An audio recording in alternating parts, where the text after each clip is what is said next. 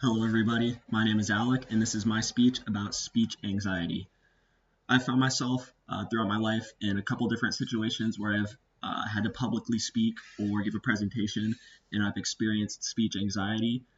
The first one, and probably the most memorable one, is when I was in the Army.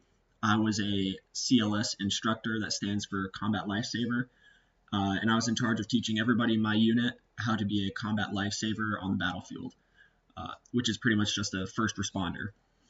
And then another and probably the most recent experience of speech anxiety that I had was giving a best man speech at my brother's wedding, which was just last month. So this one's pretty fresh in my head still. When I get speech anxiety, when I get that adrenaline rush, that fight or flight experience, I experience it in a couple ways. Some of the smaller ones that I notice are I'll start blushing and I'll get kind of sweaty. And the main things that I realize that really affect my public speaking are my speaking rate gets really fast, my vocal quality gets kind of shaky, and I use filler words like or I've probably used them a couple times throughout this already, uh, and they really negatively affect my public speaking. The ways that I try to manage these are through imagined interaction, having a sense of play, and practicing.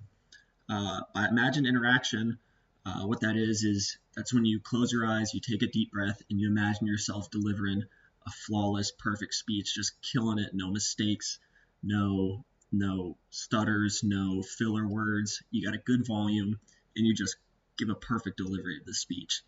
And then having a sense of play that comes in by realizing you're going to make mistakes. I realize I'm going to make mistakes. Sometimes they're going to be big, sometimes they're going to be small, but it's okay. Most of the time, the small mistakes, it's only going to be me that realizes them. I need to realize that it's okay to make those small mistakes because it's not going to affect the crowd. And if I make a mistake, I'm the only one that's going to notice. But if it is something big, like I'm sitting in a chair right now, and if this chair breaks, you just got to play it off because it's okay to be embarrassed. If you're embarrassed, it's not going to affect the crowd. It's only going to affect me, but you still have to deliver your information. Just laugh it off and it'll be okay. And then the third and final way I really like to try and eliminate some of my speaking anxiety is through practice. As the book says, the more prepared you feel, the less anxiety you will feel, and the better your delivery will be.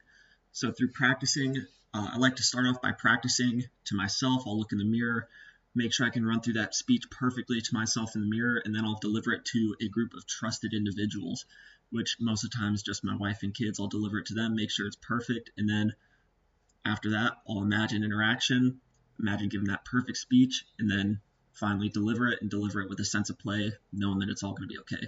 Thank you guys for listening. Have a good one.